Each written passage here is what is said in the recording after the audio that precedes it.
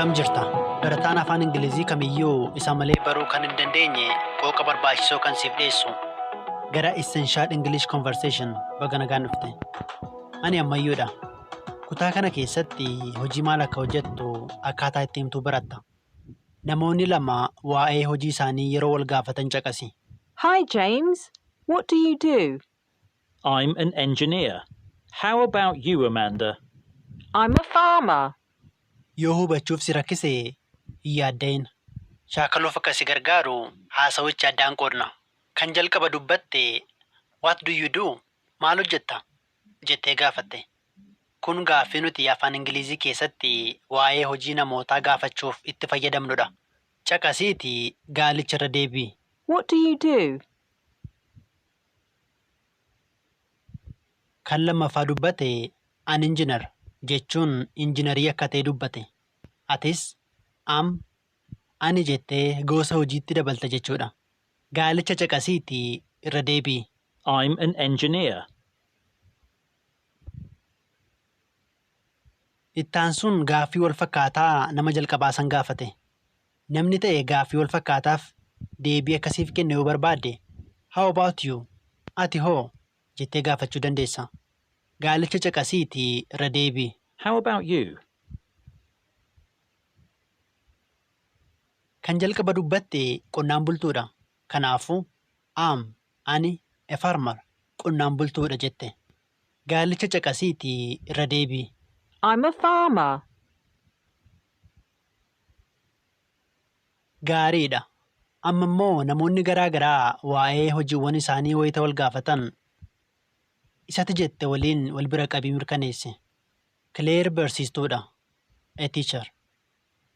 Alice immoo meeshaa gurgurte. A salesperson. Hi, Claire. What do you do? I'm a teacher. How about you, Alice? I'm a salesperson. Mark nama gamoo ijaaru.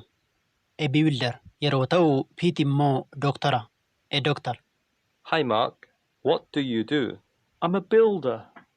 How about you, Pete? I'm a doctor.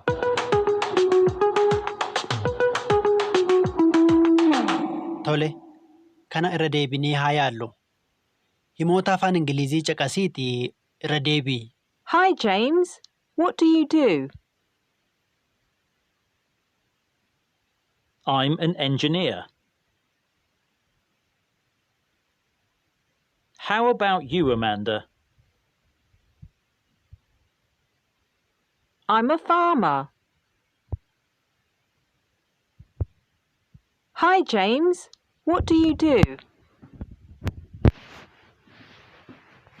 I'm an engineer. How about you, Amanda?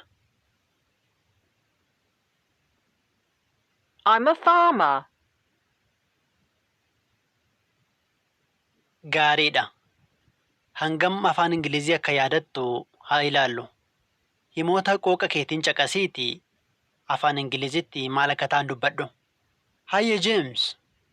Maal hojjetta? Hi James, what do you do? Ani injiinara.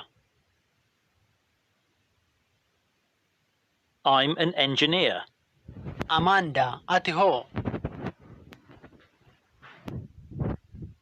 How about you, Amanda? Ani qonnaan bultuudha. I'm a farmer. Gaariidha. Amma haasawa guutuu dabalee caqasi. Hi James, what do you do? I'm an engineer. How about you, Amanda? I'm a farmer. Dansa. Amma hojiin kee maal akka ta'ee fi namoonni biroo maal akka hojjetan afaan Ingiliziin gaafachuu dandeessa. Hanga ammaatti waan baratte shaakaluu akka hin daganne. Hiriyaa barbaadiitii afaan Ingiliziitiin hojii kee himuudhaan akkasumas hojiinsaa yookiin hojiin ishee maal akka ta'e gaafachuudhaan shaakali. Qophii Essential English Conversation dabalataaf yeroo ta'anutti walitti deebina. Nagaatti.